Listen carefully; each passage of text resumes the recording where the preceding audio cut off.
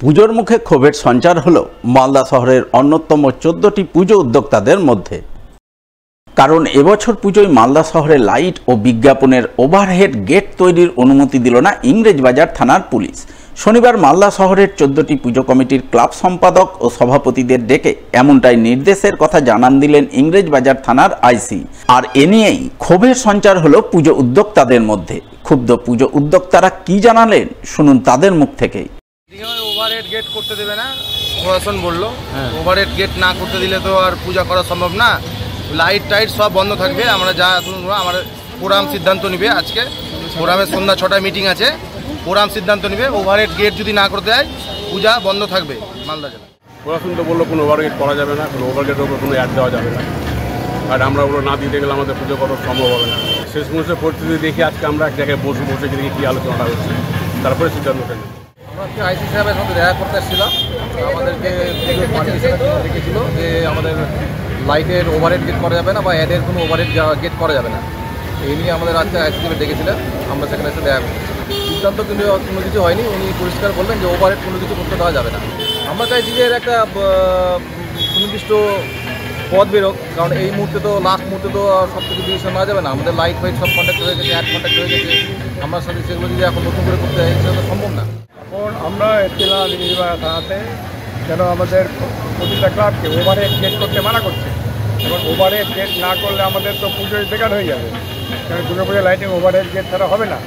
আমরা প্রশাসনের অর্ডার মেনে আমরা রীতিমতো রাস্তা ছেড়ে যা ক্লিয়ারিং সেটা ছেড়ে আমরা করি। তবু যদি না করতে হয় সেই জন্য করতে দেবে না বলতে পারবো না। ওই জন্য আজকে আমরা এসেছিলাম, আজকে এসে বললেন যে না গেট করা হবে না। হ্যাঁ, ওভারহেড গেট করা হবে না, এ পর্যন্ত হয়ে থাকবে। আমরা থানায় এসেছিলাম, বেলা 10টার সময় একটা মেসেজ পাই, আইসি সাহেব এমার্জেন্সি একটা মিটিং কল করেছিল। এখানে এসে জানতে পারলাম যে ওই আগে যেই কথাটা ছিল এখনও ওই একটাই ওভারহেড কোনো গেট করা যাবে না।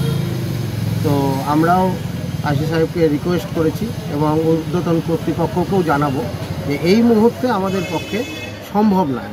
তো আমরা আমাদের ফোরামের মাধ্যমে এর আগেও জানিয়েছি, আবার জানাবো ডিএমকে, এসপি সাহেবকে রিকোয়েস্ট করব কেন এই বছর আমরা পূজাটা করতে পারি এইভাবেই। আজকে আমরা আইসি সাহেব আমাদের হঠাৎ করে ফোন জানিয়েছিল, নোটিশ দিয়েছিল, তার জন্য আমরা এসেছিলাম। এর আগেও আইসি সাহেব আমাদের কথা হয়েছিল। আজকে আইসি সাহেব পরিষ্কার বলে দিল কোনো ওভারহেড গেট করতে দেবে না মালদা টাউনে, কোনো পুজো কমিটিকে বিজ্ঞাপনের কোনো গেট করতে দেবে না। এটা পরিষ্কার করে আইসি সাহেব আমাদের বলে দিল। আমরা আইসি সাহেবকে বললাম যে ওই গেট না করতে দিলে আমাদের লাইট না লাগানো হলে তাহলে ইংরেজবাজার টাউন তাহলে অন্ধকার থাকবে।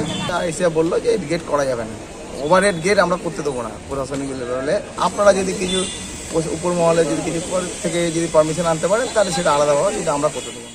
সাপ্তাহিক হাটের ঘর বন্টনের ক্ষেত্রে নিলামির সিদ্ধান্তের বিরুদ্ধে সোচ্চার হলেন তৃণমূল প্রভাবিত মালদার শামসি হাটওয়ারি ইউনিয়ন চাঁচল শাখার সদস্যরা। বিক্ষোভ ডেপুটেশন কর্মসূচি পালন করলেন চাঁচল মহকুমা শাসকের দপ্তরে। বিক্ষোভ ডেপুটেশন কর্মসূচির রূপায়ণে নেতৃত্ব দিলেন শামসি হাটওয়ারি ইউনিয়ন চাঁচল শাখার সভাপতি মানব ব্যানার্জি, সম্পাদক শফিকুল আলম, কার্যকরী সভাপতি দেবব্রত সিং সহ অন্যান্যরা। সংগঠন নেতৃত্বের অভিযোগ, চাঁচল সাপ্তাহিক হাটে বহু হাট ব্যবসায়ী দীর্ঘদিন ধরে হাট করে আসছেন।